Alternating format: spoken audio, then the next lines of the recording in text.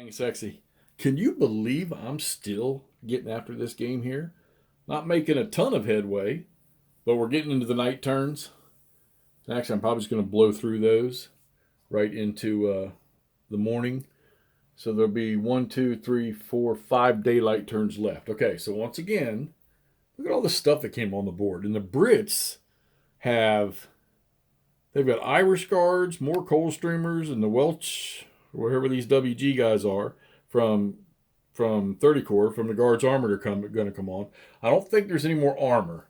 So 107th and the first Coldstream is what you see. So these Shermans against these Panthers and these JPZ-4s that are underneath here is all the armor's on there. The Germans have the power advantage, but so there's 3 strength points of Panthers have been lost here, and 3 strength points of Shermans have also been lost. So that's what that AT fire that I was talking about. These 2 stacks of Shermans down here have busted up this mechanized infantry. Now they're in a defilade, so they don't shoot with as much energy as they would when they're in a concentrated mode. So, but they're not dismounted yet. Of course, that's, who knows, that's liable to happen here shortly. And this infantry, all they can do is stand their ground against all this mechanized stuff. And I mean, the mechanized stuff can just flat out shoot at it, and there's really nothing that infantry can do. So I don't know. With the objective of being that the Germans only need to hold one of these hexes on this road at the end of the game, and I guess that's to represent blocking 30 Corps from moving on to Eindhoven, okay, slowing them down. So somehow, 327s come on. I got to get them up in here.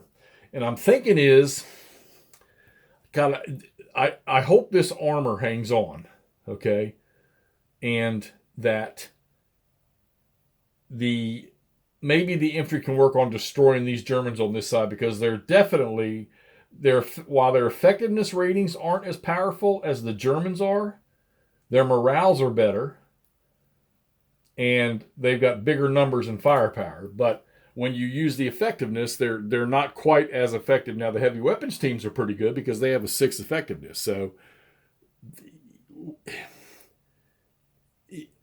it's going to be a question, I'm thinking, of what happens with all this mechanized stuff over here. And here comes the next question.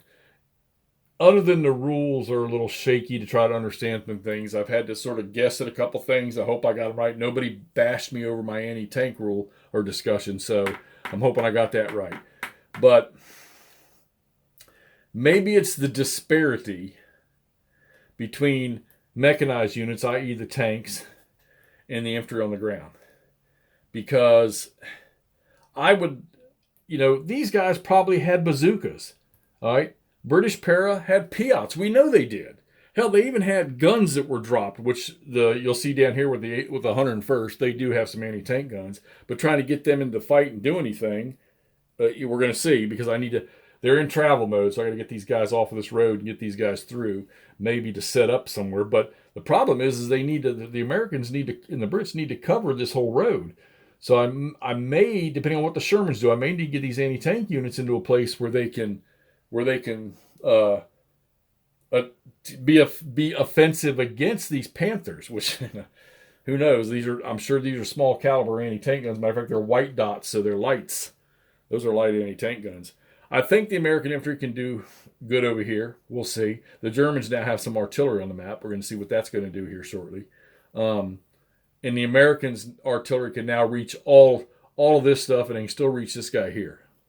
And they have 6 4-strength batteries with an effectiveness of 8, so it's good guns. I don't think the Brits have any artillery that's going to come on unless the the Guards Armored, these infantry units down here do.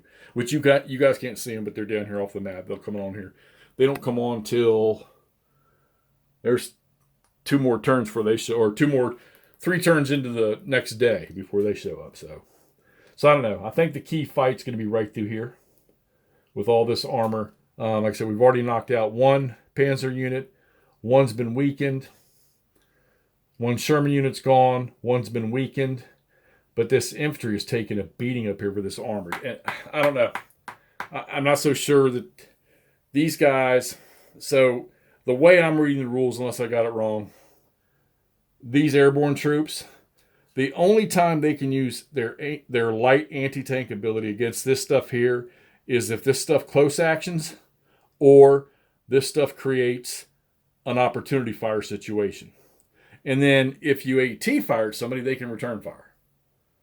So I don't know. We're going to see, and of course AT fire is simultaneous. So we're going to see how that works out. All right, but yeah, that's how we're moving along on Highway to the Reich. I love some of the comments I'm getting. Love hearing what you guys are saying about your previous plays or attempts to play this thing. If there's anybody else out there, throw some stuff at me. Give me your thoughts on it. Give me some things that maybe threw you off while playing the game, or things that you thought were good about the game. The map's definitely awesome, and the counters look really nice. So yeah, let's hear it. Let me know what y'all think, and I'm going to keep playing this scenario. Probably get into the daylight turns, and that'll give me 5 or 6 turns to play. All right, talk to y'all soon.